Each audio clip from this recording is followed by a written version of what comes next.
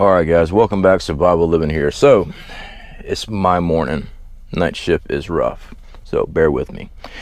Guys, today I want to talk about building groups. It's a very big topic, and people make it more difficult than it is. I know. I am the roughest individual. I say how it is because I see it all the time. It's not easy building groups. Nothing's easy, but most people are making it more difficult than it needs to be. Alright guys, so starting number one, open up lines of communication with your neighbor. Yeah, you know the guys you really don't like over there? When it comes to your neighbors, you need to find out if they are a threat or a defender. Plain out and simple, Shtf has happened. If they are a threat, they are the immediate threat in your area. They're your freaking neighbors. They're no more than 100 yards off, or some houses even closer than that. Or are they a defender that can come to you in aid? All right. Down here in Florida, it's much easier speaking to people, but I've done this everywhere. Everywhere I've lived at, I've done this. So it's not just Florida. People say must be nice. Yes, it is very nice. It makes it easier down here. Of course it is. Quit being a whiny and get it done. Now, when it comes to talking to people, yeah, I'm rough around the edges. Case in point. Start speaking on the weather. Yeah, stupid as it sounds, we have hurricanes here all the time. Hey guys, when Hurricane Michael came through, how bad did y'all get hit? And trust me, they'll be more than happy to tell you all about it. Well, what'd you do? I mean, how'd you get water? What are you doing now? You open up the door, you're listening, you're not talking, you're listening to them. You're waiting to hear what they have changed. Are they buying supplies as far as water filtration, alternative power? What are they doing? What did they learn?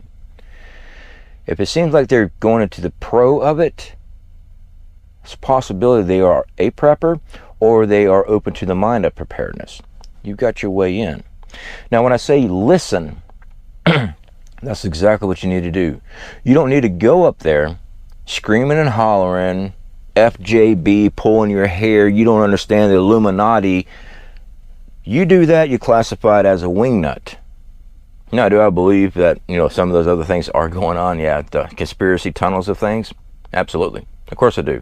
But that's not your icebreaker. Or you're going to wind up with a whole group full of completely nut job, bubble blowing dumbasses. So, yeah, to the new subscribers here on this channel, I am rough, I am tough. I'll tell you exactly how it is. I don't sugarcoat shit. If it's shit, I'm going to tell you it tastes like shit. Sorry. So, to the next section. Speaking to your coworkers, one of my recent job changes, I went back to the work at the shipyards. And turns out I ran into one of my old bosses there. He was still there. He's now moved up into a bigger position, but he remembered me. And I got to talking and stuff, explained to him, yeah, I'm doing YouTube now. And turns out he's an outdoor survivalist. He's prepping, speaking and listening to some of my coworkers. They're preppers, or at least they were getting supplies stockpiled up. They weren't as organized as needed to be. They didn't have a plan. Not all, some. And it was easy to open up the doors once I started listening to what they were saying. You listen to the conversation, not eavesdrop. Just in passing, somebody screaming, holler, FJB in the shop or something like that. Or, you guys won't believe what's going on over there with this country right now. We're going to war, blah, blah, blah. It's getting my attention. Break time, or when I'm working next to them, I mention something to them. We got to talking while we're working. Next thing I know, hey man, I got my bug out bag ready. When I get out of here, I'm going to go in this direction, blah, blah, blah. I was able to open up these doors working with welders, working with my coworkers. And again, listening. Not just running in there, spouting off that Armageddon is upon us. Thou shalt follow me. Oh, the internet. Next up is working with your local community, charity organizations, shelters, things of that nature. I know, sounds crazy, right? Guys, if you remember when the baby formula shortage was going on, we had a lot of baby formula here. We're preppers. We got a lot of people in our group that at the time had young infants. At the time, we were also stockpiling up in case our elderly in our group were in need of some type of nutrition that's in a liquid form. Anyway, I had done a post because I had all that, and we're trying to find out in a local area if anybody could use it. And here in our community, we had a lot of support. People sent PayPal funding, and also actually shipping additional baby formula to us, because we would use our platform, our channel on this platform. It had an outreach. We were able to reach a lot of people with that. And we've had a ton of support by PayPal. Guys, I've always said, you do not ever have to send us PayPal, ever. Is it appreciated? Yeah, of course it is. Of course it is. As a matter of fact, last night, I was trying to figure out how to balance some things. You know, we got gold, silver, well, some gold, silver. That's our savings. I'm working again, working back and welding again. My wife's working. We got to get my wife to a chiropractor. She's got some issues.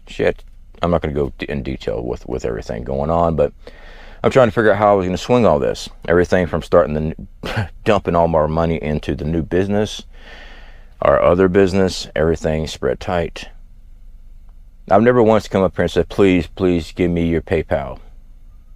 Out of the blue, last night, one of our members, that was actually a huge support with our Florida Fort Myer run when we were doing the soup kitchen, gave us a massive donation last night. It opened up the door. They said, hey, this is help with the house.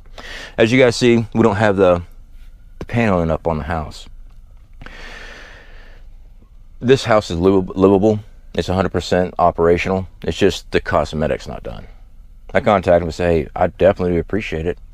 Any way I can use this to take my wife to the chiropractor. Yes, it was a gift. Huge thanks. Right there, Mad Bomber Fireworks LLC. That was an amazing gesture. We do appreciate it. That just came out of the blue when we really needed it. We've had a lot of support from our community. As a matter of fact, this month alone, let me go ahead and pop up here. Alexander, you've always been a huge support every month. Guys, we do appreciate it. You don't have to do anything at all. You know, when we took our rabbit, my wife's rabbit, the brown one, Dante, it was our second trip in, and I was working in the shipyard, but money was still tight. We were building this and everything. That night, while I was in the emergency care with the rabbit, we got a PayPal. It was to the cent, well, actually 75 cents over what the bill turned out to be.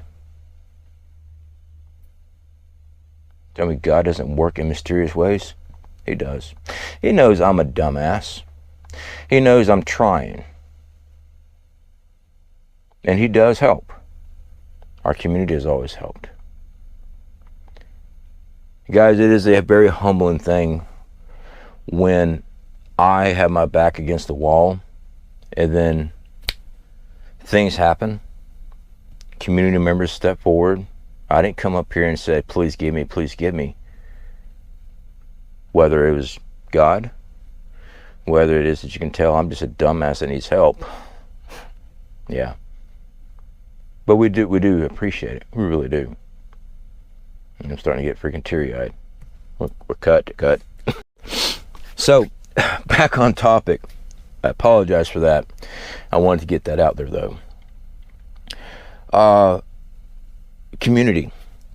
So when we took that formula and stuff into the shelter, turns out they needed it the most. I was in contact with them, trying to find out individual families. Oh, they needed it. They needed it bad. They had a lot of families that needed that formula. We were able to drop that off, and when I was talking to personnel working there, told them, I was a YouTuber, because they wanted to know how in the world I had all this formula, right? Told them we're preppers, and a large majority of them were preppers. we open up a door. Being active, listening to people. This is about the best things you can do when building a group. All right. Should you safeguard yourself? Yeah. Does it take time? Yes, it does. You don't want to grab hold of some wingnut crackpot. You don't want that in your group. All right. It's a liability. Once you build your group, you need to be training with your group. All right. My good friend Bug Up Bushido, he's got his own channel. I got a screenshot of his video there. He's out there with his group. I believe that's also with Wick Actual Group. They're out there training all the time.